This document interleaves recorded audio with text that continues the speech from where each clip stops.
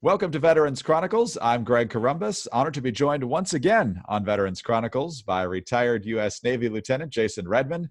He served 11 years as an enlisted Navy SEAL, followed by 10 years as a SEAL officer.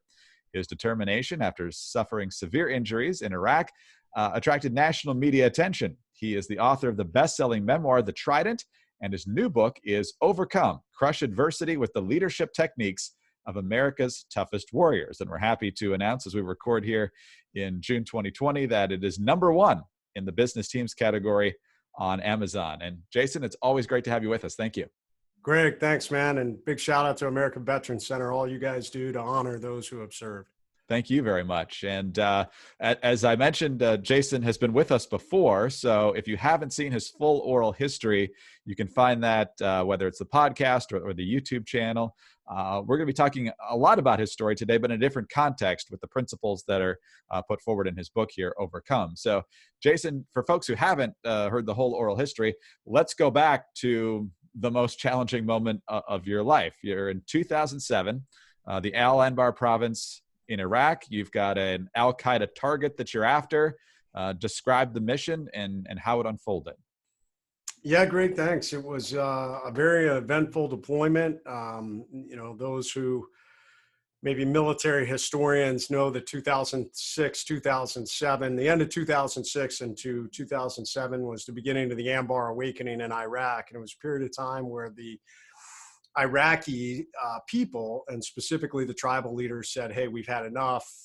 We finally truly believe that Al-Qaeda is creating more damage than the Americans, and we really think they're trying to help us. So let's help them and take our country back. And for really the first time in the war, they really started providing us very good, actionable intelligence on mid and high level, both Al-Qaeda and insurgent leaders.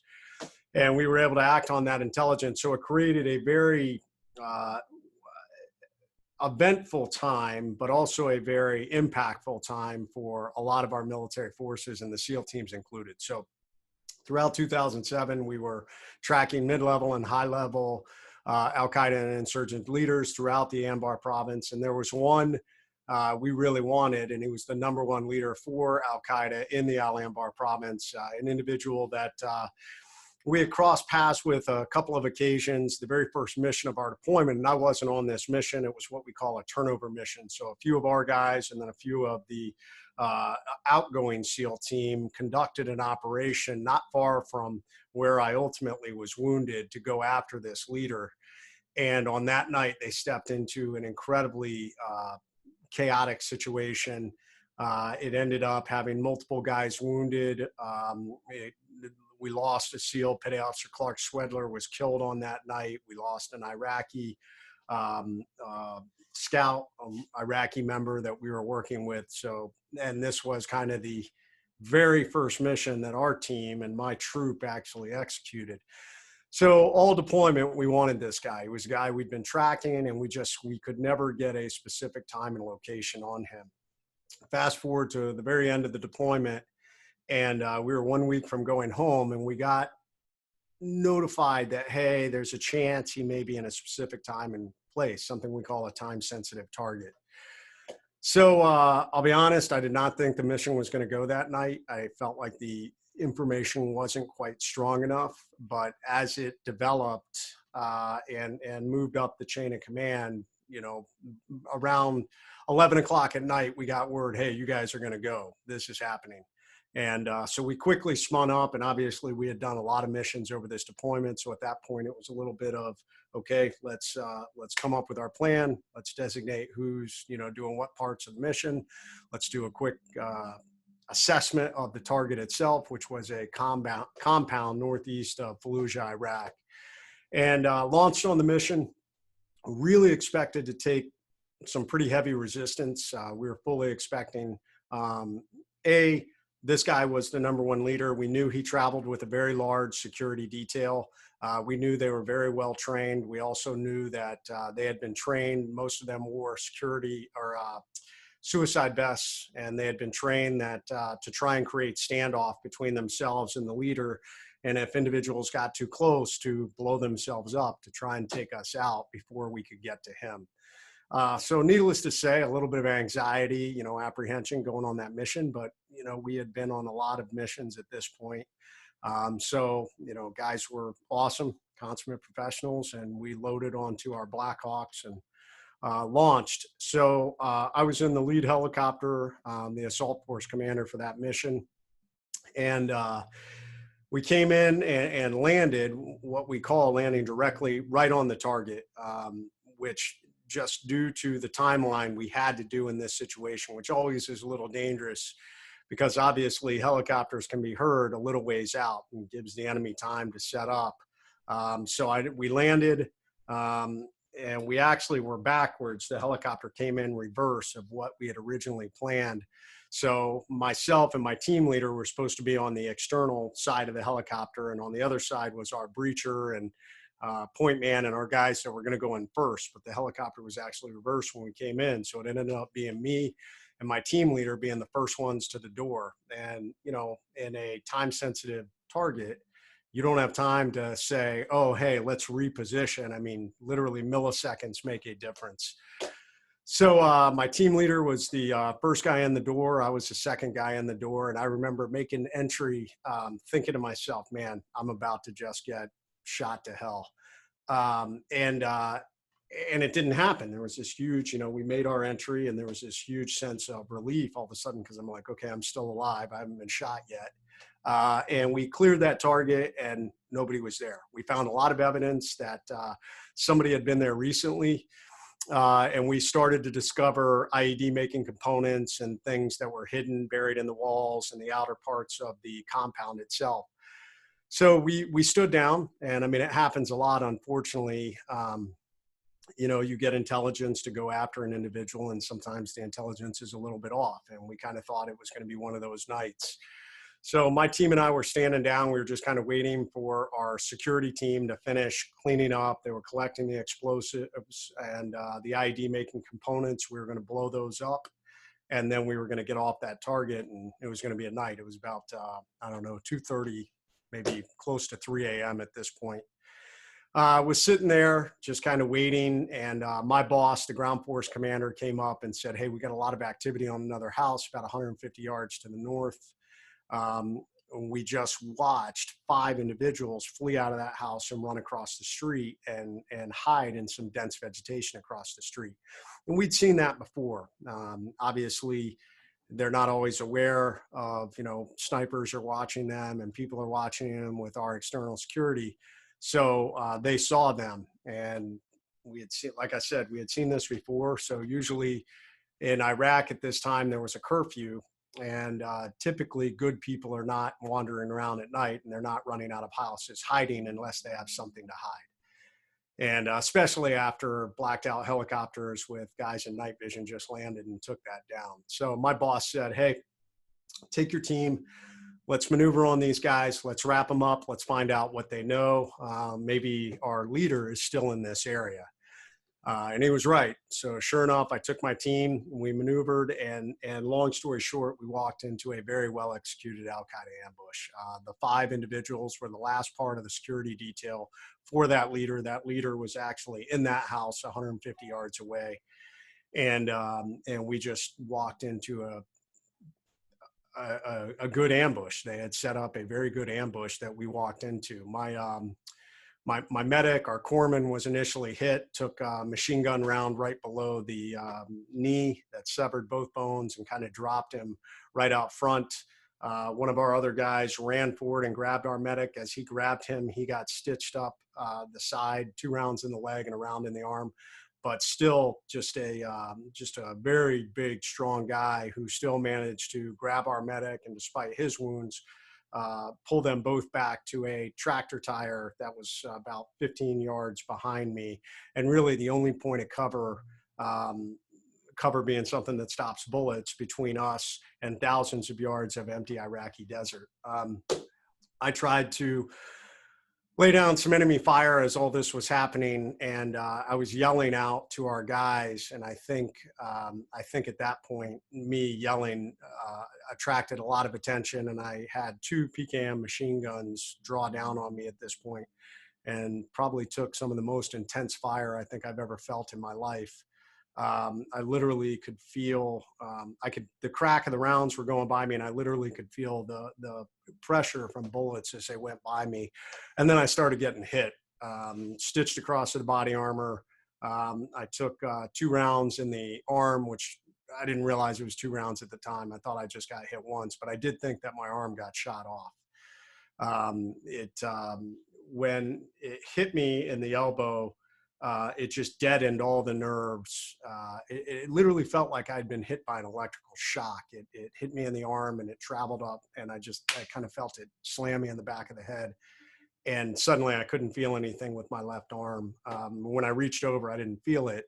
It actually kind of dropped and it caught on my gear on the side of my body armor. But my thought was, you just got your arm shot off. Tried to continue to shoot and thinking to myself, I got to get a tourniquet on as quickly as possible.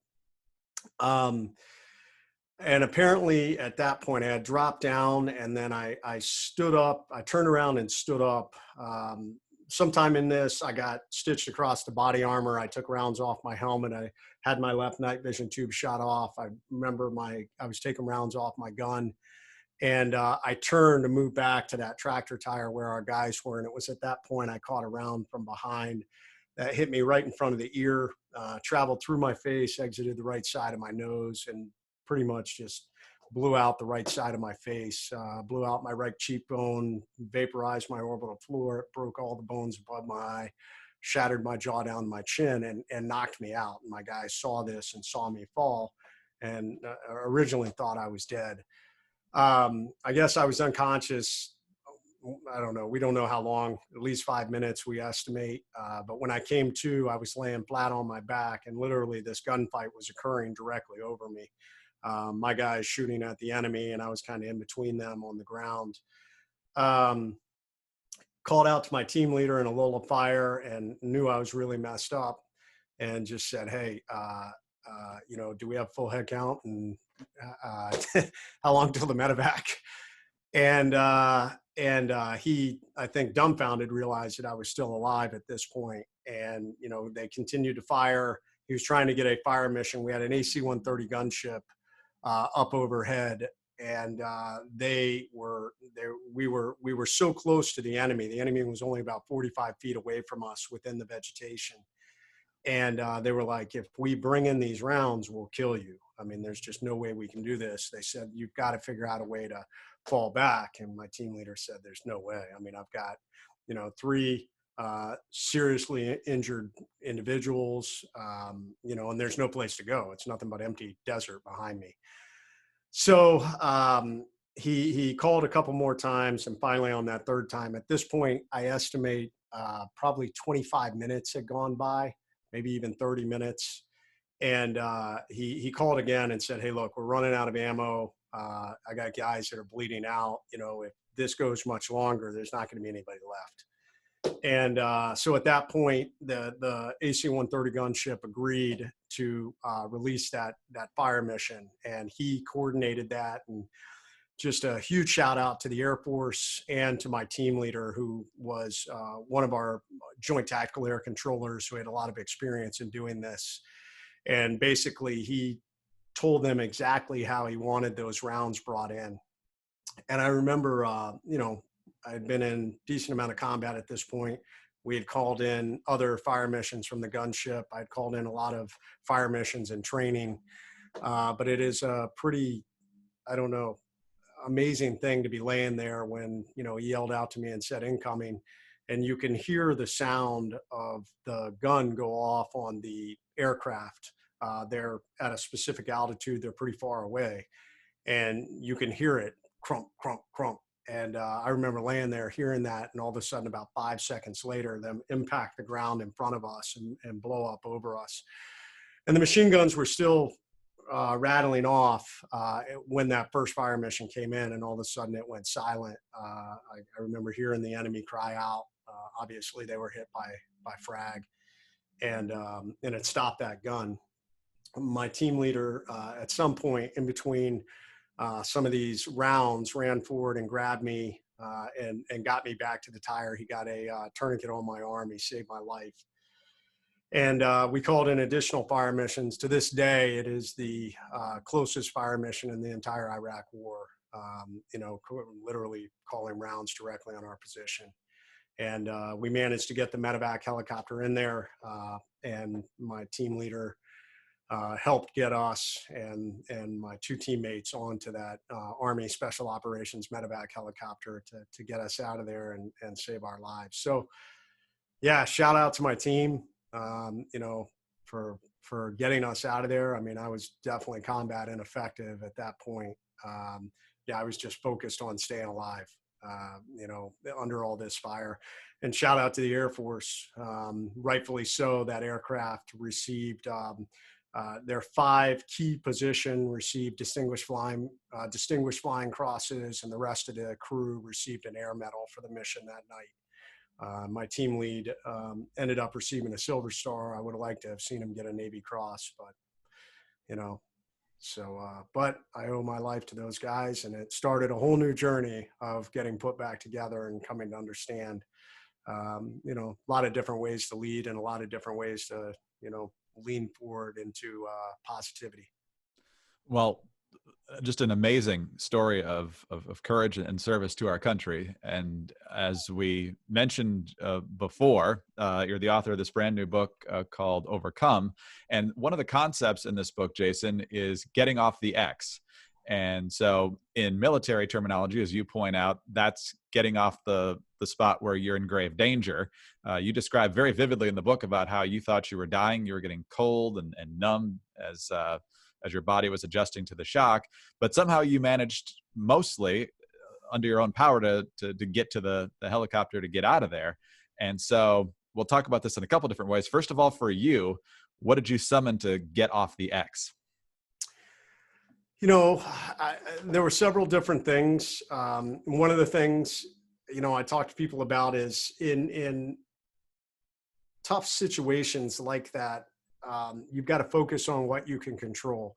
And obviously I wasn't in the fight. I will admit in the very beginning, I was thinking about, the normal tasks that I would do in combat. Where are our guys? Where are we situated? Where's fire coming from? But I kind of quickly realized that I really didn't have much of a part to play in that. My team leader had kind of taken over, and I wasn't in any good position to make sound decisions anyways, as banged up as I was. So then I started to focus on, okay, well, what else can I control? And then, at this point, obviously I realized, man, you're losing a lot of blood. You're dying, is pretty much what I came to the realization of. And that led me to think about my wife and my kids and how I really wanted to make it home. So I remember thinking of, I had seen a show called Baghdad ER, and it talked about our amazing military medical professionals, and that if you made it to the combat support hospital, the battlefield emergency room, you have a 90% chance of making it home alive if you make it with a pulse. So I remember thinking to myself, that is your goal. That is what you can control, no matter how hard it was to breathe, no matter how tired I felt. I told myself, stay awake to stay alive. I don't care what happens. That is your goal. This is your focus. You've got to go home to see your wife and kids. Said a little prayer to the big man above and said, hey, I need strength to do this. And felt like I got it.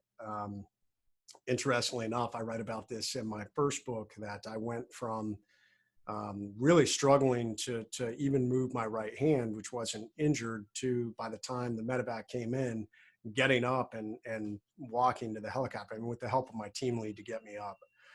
But that's what I focused on. I focused on what I could control. And that's one of the big things that I try to encourage people when you are in a crisis. So often people, they focus on the things that are beyond their control. I've seen it right now. This is June of 2020. We're in the middle of the pandemic. We're, a little bit of, there's a lot of chaos and division in the country. And there's a lot of people that are feeling anxious. They're feeling on the X, if you will, just like I was. And most people, when you're on the X and you're having that overwhelming feeling of anxiety and stress, we focus on that pain and discomfort and, where we are in the moment, when really what we should be doing is looking at how do we move forward and what can I control. And my teammates helped me do that. I focused on what I could control, and it enabled me to get out of that situation. And now that is really what I teach in the book, that I survived an enemy ambush, but everybody gets ambushed in life. We all get on the X at some point. So how do you, A, get off the X? We developed all kinds of steps to do that. And then B, how do you be more proactive in your life to be ready for future ambushes that are coming?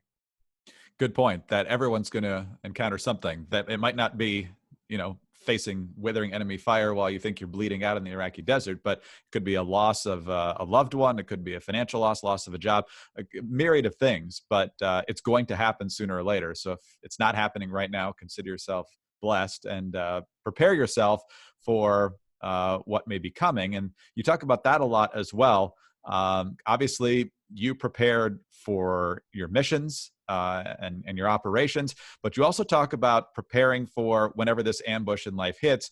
You refer to something called the Pentagon of Peak Performance to basically prepare yourself for that, and then to kind of gauge yourself and motivate yourself once the ambush actually hits. Talk about the Pentagon of Peak Performance a little bit. Yeah, so the Pentagon of Peak Performance are 5 key areas that I feel like people need to lead themselves to be proactively ready for future ambushes. Um, if we take a step back, so the Pentagon is what we need to do to be proactive. We also created the REACT methodology, which is in the military, we talk about immediate action drills. So if a crisis occurs, if a problem happens, what are the steps that we take? What are we trained to immediately react to it? And REACT is an acronym specifically that people can use in any aspect of their life to be able to deal with a crisis.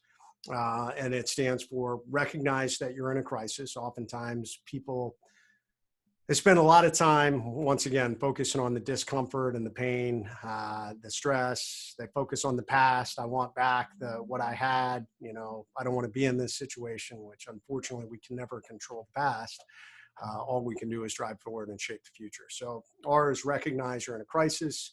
E is evaluate your assets and inventory. What do you have to bring to bear? What are the tools in your toolbox to bring to this problem?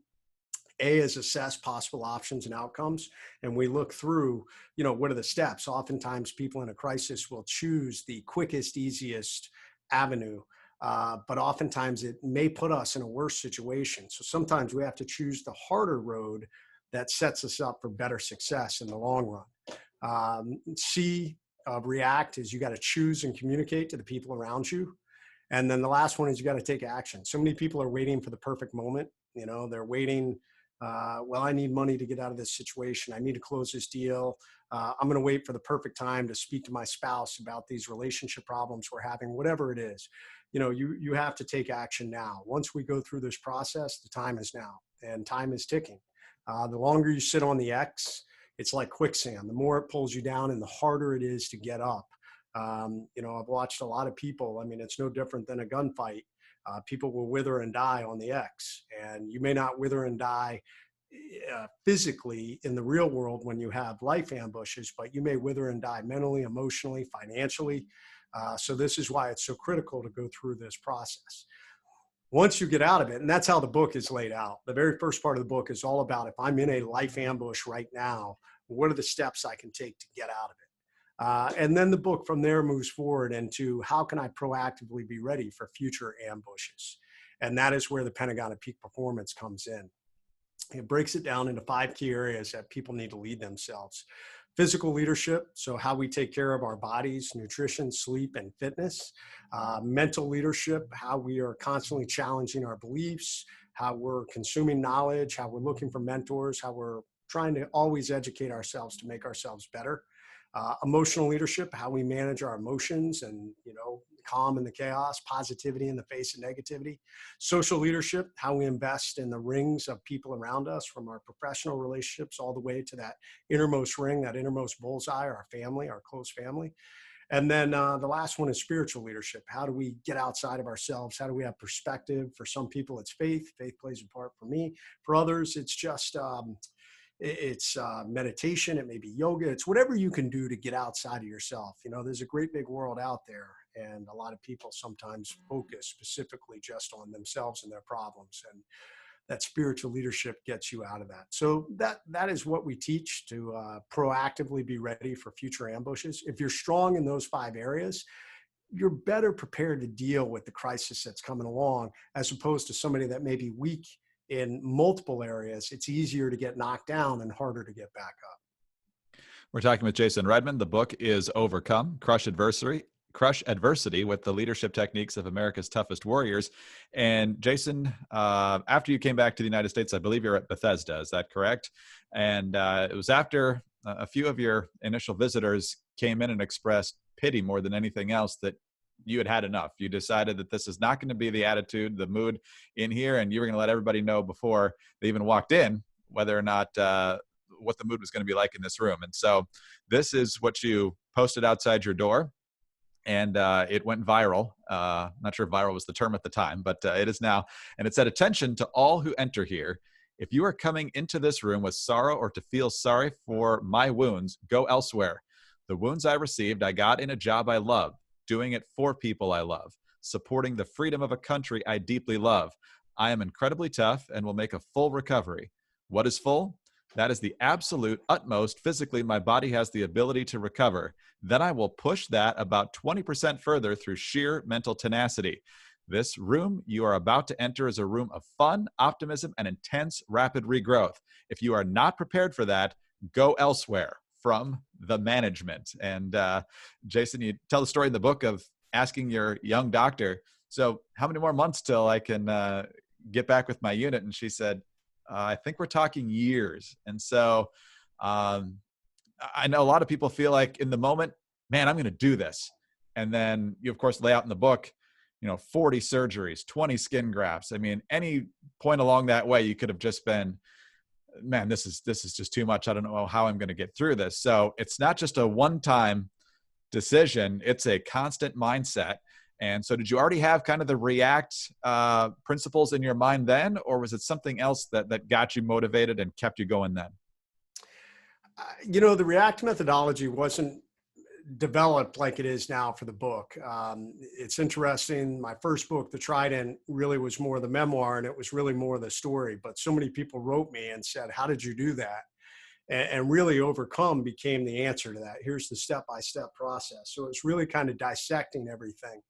Um, the interesting thing, most people think that my injuries were like the worst thing that ever happened to me, but really I made some leadership mistakes when I was a young officer, and pulling myself out of that hole and rebuilding my trust and credibility from those mistakes was really the hardest path I've ever walked.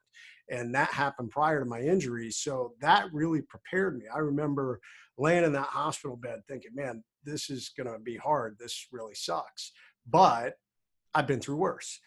And that's really what the Overcome mindset is about. It's what I try and teach people. If um, we need to do things that sometimes make us uncomfortable. We need to drive through discomfort. We need to challenge ourselves, because that's how an Overcome mindset is made. And it better prepares you for further crisis and adversity you're going to counter in your lifetime. It's really hard to just instantly create an Overcome mindset if you've never challenged yourself, if you've just lived a life of leisure and comfort and never really pushed yourself, never developed any grit and resiliency. It's hard to create that in the moment. This is why SEAL training is designed the way it is. So, and I tell everybody, you don't have to be a SEAL to create an Overcome mindset. You can do it through working out. You can do it through challenging yourself to do different things that are outside of your comfort zone. If you are afraid of heights, go rock climbing or go jump out of an airplane. And I know those things are terrifying for people that are afraid of heights, but they're things that push you. And the interesting thing about it is when you do those things, it gives you a little bump in confidence to say, you know what, I did this. I may never want to do it again. And there's nothing wrong with that. But you challenge yourself to do something that's outside of your comfort zone. And that's what builds an Overcome mindset. So laying there in that hospital bed with that sign on the door, and I will tell you, it wasn't an instant thing. I didn't get wounded and be like, man, this is so great. I can't wait to run through this. It was tough. And that sign came about, I want to say about 10 days after I was in the hospital. And there definitely was some soul searching, and there was definitely, some down times in the beginning. But what I realized when those people came in my room, the most powerful thing you have in any crisis is you have a choice. You have a choice in how you're going to deal with it. You can lay down on the X and feel sorry for yourself, which is not going to help the situation in any way. If anything, it just makes it worse usually. Not only do you make it worse for yourself, it pulls everybody else down. I had a wife, I had kids, I had been through this leadership journey. I wanted to be a positive role model for the people around me. So I chose to be positive. I chose to try and drive forward as best I could. And there were ups and downs. I mean, I'm human. To this day, I still make mistakes.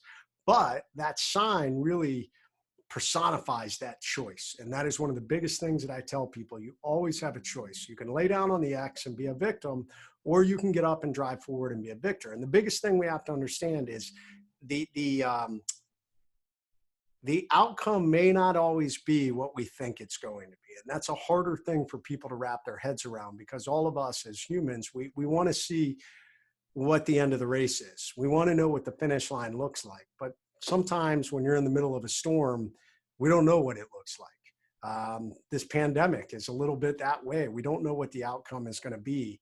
But all we know is somewhere out there, this storm will end. And if you lay on the X and you don't do anything to make yourself better, you may just survive. But what I'm trying to teach in this book is how to be proactive, how to move things forward in your life, how to get off that X and keep driving forward, so that no matter what, when you get to the end, wherever that end is, you will thrive and not just survive. So, Jason, you referred to some challenges you had prior to being wounded, and it's in the book. We don't really have a lot of time to get into it. I'll let you decide how much you want to get into it. But there had been some, I guess, conclusions about your conduct or leadership. I think it was in Afghanistan.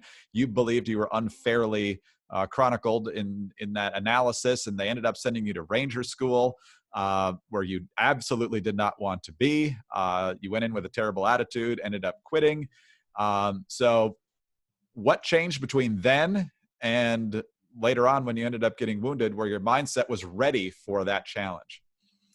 Well, a lot. And I mean, you're absolutely correct. I did quit for just a minute, a period of about 12 hours.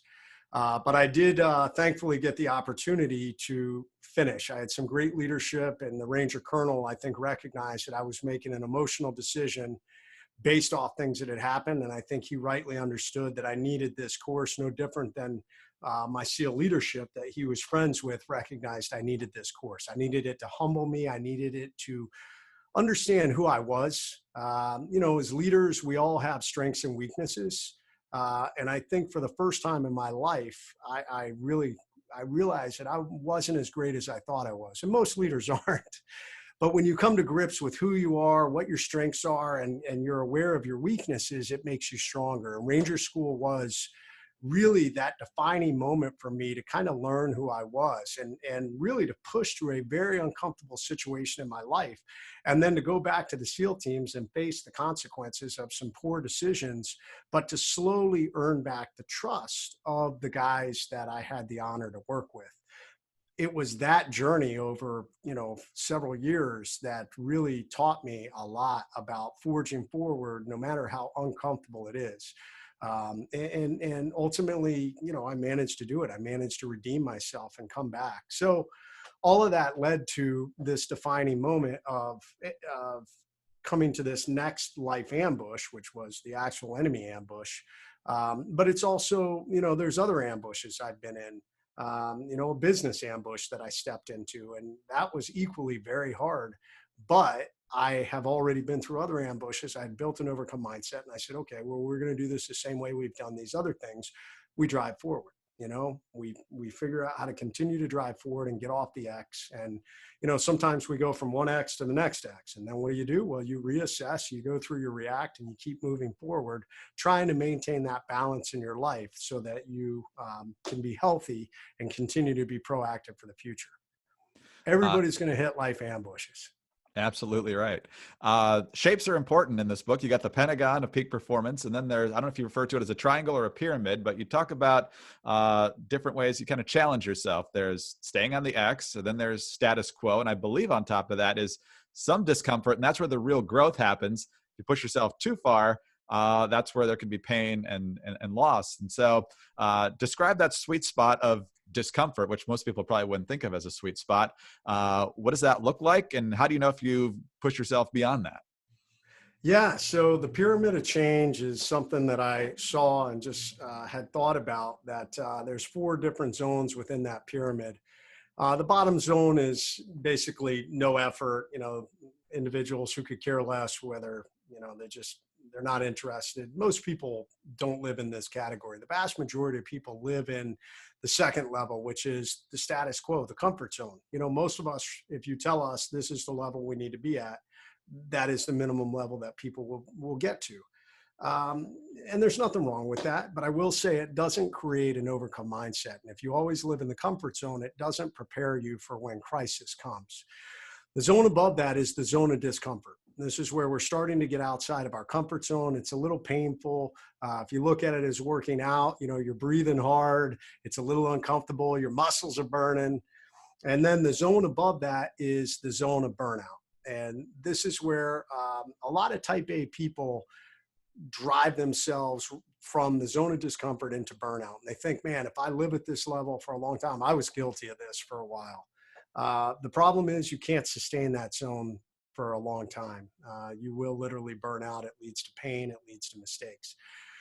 The sweet spot where your truly elite people live is they go back and forth. It's an infinite loop between the comfort zone and the zone of discomfort. So what they recognize is, hey, right now I've achieved a level of comfort within my life. I've got systems in place and those systems are working, but I know that if I want to be better, I got to push myself just a little bit more.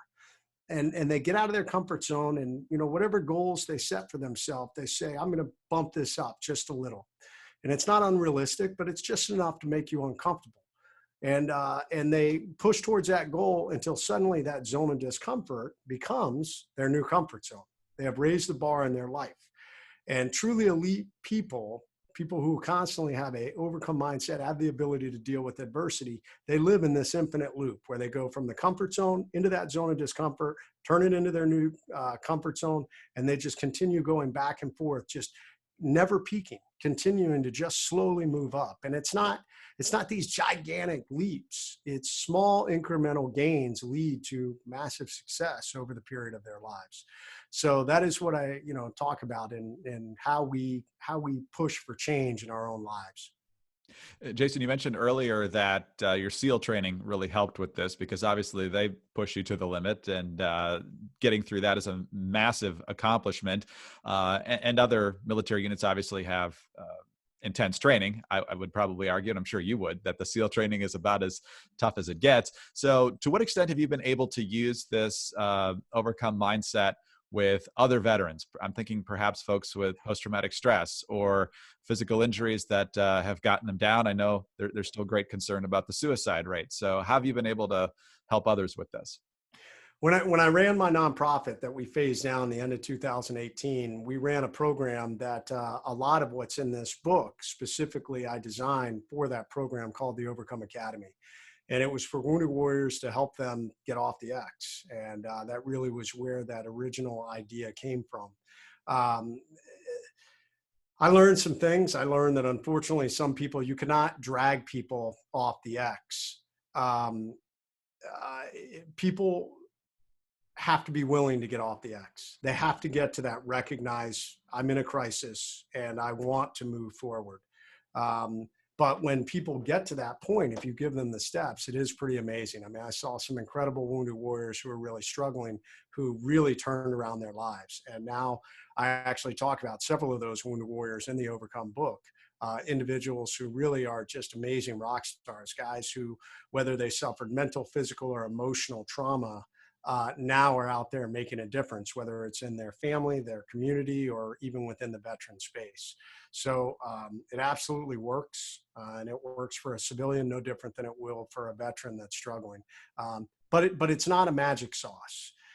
It's not a magic wand.